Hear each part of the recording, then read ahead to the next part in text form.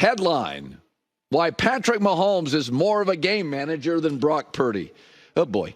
Okay, let's just pretend Patrick Mahomes and Purdy are both game managers.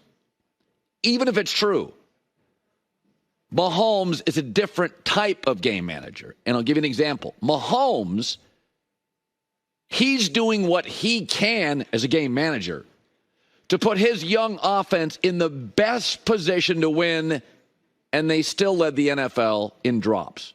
But he's putting his team in the best position he can to do the most they possibly can despite their shortcomings. It's the opposite. In San Francisco, Kyle Shanahan and that offensive roster is doing all they can to elevate Brock Purdy. So even if they're both using the same term, game manager, there's a very different implementation with this. Mahomes is guiding and babysitting a team that entered the season without a number one receiver and arguably no number two. I mean, look at Mahomes' numbers down the field this year. His deep throw numbers have plummeted. Did he forget how to throw a deep ball? Does he no longer want to throw a deep ball? No, there's nobody to throw it to. His deep ball numbers have disappeared. Drops have exploded. You see a thread here? It's the wide receiver group. And he's doing all he can as a game manager to just sort of babysit and guide their way. We always said with our babysitter, don't call us unless the house is on fire. He's just trying to make sure the house isn't on fire in that offense. They're struggling to score. It's not the same with Purdy. They're the only team in the NFL, San Francisco, with a Pro Bowler at running back, wide receiver, tight end, and left tackle. They're the only one. I think there's an argument this is the greatest group of offensive talent at key positions ever. Trent Williams, left tackle, first ballot Hall of Fame. Running back McCaffrey, best in a generation. George Kittle, Hall of Famer, first ballot. Deebo Samuel, without question, the hardest, most unique wide receiver talent, the best chess piece in the league. And oh, by the way, Brandon Ayuk, way to go, John Lynch, GM. PFF had him as the number 2 receiver this year. All bonded by Kyle Shanahan, considered, along with Andy Reid, the best play designer and caller in the NFL. Yes, okay, you're right. They're both game managers. But it's a completely different assignment. Mahomes is doing everything he can to take this meager unit where Rashee Rice now has sort of become a one, kind of. We're disappointed in Watson. We're disappointed in Sky Moore. Tony, he doesn't even get a play. They brought him over. That won't end. He'll be gone after the season. So if you gave Mahomes the San Francisco offensive people, this is a 15-point spread. You give him to Purdy with Mahomes' lack of valuable, dependable, weekly assets, 2-point spread. And also this year, Kansas City is so limited that Mahomes has to be their number 2 rusher. We never thought of him that way. I mean, Lamar, Josh Allen, those guys rush for a lot of yards. Cam Newton in his prime. We don't look at Mahomes as that guy. Jalen Hurts, maybe. He's been forced to be the number 2 rusher. And he also, because they can't win shootouts anymore in Kansas City because they just don't have the firepower, he's had to limit his mistakes, especially in the playoff games, where he set an NFL record for not making any. I think this year has been one of the greats for Mahomes. He's graduated to a different class, limiting the mistakes on a completely limited, not roster, roster's excellent, wide receiver group. Steve Young, Hall of Famer, talked about it on this show earlier this week.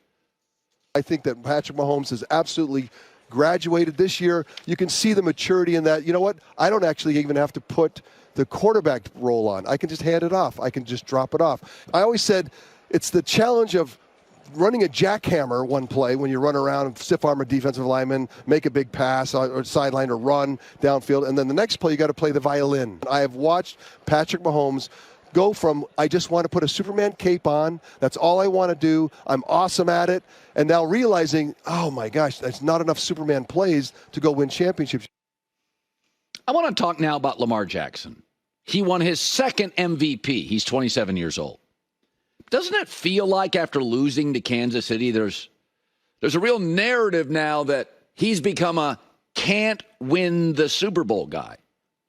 Has anybody considered that it's maybe more about Kansas City's defense, which made Mike McDaniel, Tyreek Hill, and Tua completely inept a month ago and held Josh Allen to a 77 passer rating? The Kansas City defense faced 9 elite quarterbacks this year, and not once did they allow a 3 to be the first number on what they scored. No team scored over 30. In Baltimore, between that bizarre game plan where they refused to run it and Kansas City's defense, Lamar didn't move the chains much. But this Lamar Jackson can't win the Super Bowl thing is kind of interesting to me. In the last 9 Super Bowls, 6 have been won by Mahomes and Brady. It doesn't appear many people can win the Super Bowl. The other, an old Peyton Manning and Matt Stafford. I'll throw you the Nick Foles weird year, but it doesn't appear many people can win the Super Bowl. And I would just caution this. A lot of times when I hear the can't do things label, it's because there's an all-time roadblock. Take the PGA golfers during that 12-year Tiger Woods run. The great golfers, were they incapable of winning majors? Or was it a Tiger Woods thing where he was hitting consistently 32-foot putts, hitting 6 irons, 280 yards out of the rough? Were the golfers incapable of winning? By the way, Karl Malone, John Stockton, incapable of a title? Or was it a Michael Jordan thing? Were all those teams in the East incapable of getting to the Eastern Conference Finals for a decade? Or was it a LeBron thing? Call me crazy, but I'm not going to bail on the most athletic quarterback in the NFL at 27 years old. Was Leonardo DiCaprio not a great actor? You know, he was nominated for the first time in 93.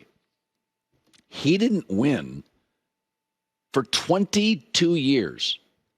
Was it a Leonardo DiCaprio can't act thing or a Jeremy Irons, Denzel, Tom Hanks, Philip Seymour Hoffman thing? Whenever I hear about guy can't win, she can't, well, what's the obstacle? Martin Scorsese, arguably the greatest director of all time, didn't win his first until he was 64. Could he not direct? Or were there other directors out there? Globally, Europe has them too, that were putting out great stuff. So I don't necessarily buy that. Michael Jordan, yes, one of the advantages to my gray hair is I watched Jordan unable, forget winning championships, he couldn't get to the finals because he couldn't beat Boston, Bird, and McHale and the bad boy Pistons for 6 years. And when he finally broke through, he was 28. Lamar will turn that next year. For the record, Josh Allen just this year finally got a star running back. Justin Herbert, it appears, finally got a legitimate coach. Lamar Jackson, for the first time in 6 years, finally got an elite wide receiver. I love Mahomes, but he landed in the NFL with a Pro Bowl left tackle, Mitchell Schwartz, the fastest player on the planet, Tyreek Hill at wide receiver, Travis Kelce, a general manager capable of rebuilding O-lines, defenses, and receiving corps in a year. I've seen him do it 3 times. And Andy Reid. Where you land matters. Sometimes it takes a while for Jordan to get a Pippen, for Tiger to get the right caddy, for people to get the right coach. I'm not bailing on Lamar. He's 27, and I've seen it too many times. The knock on Peyton Manning, if you remember early, he couldn't beat Brady. In the end, he started winning some of those matchups. Hi, everybody. It's me, Uncle Colin. Subscribe here to get the latest from the herd, including exclusive behind-the-scenes videos and more, wherever you may be, however you may be watching. Thanks again for making us part of your day.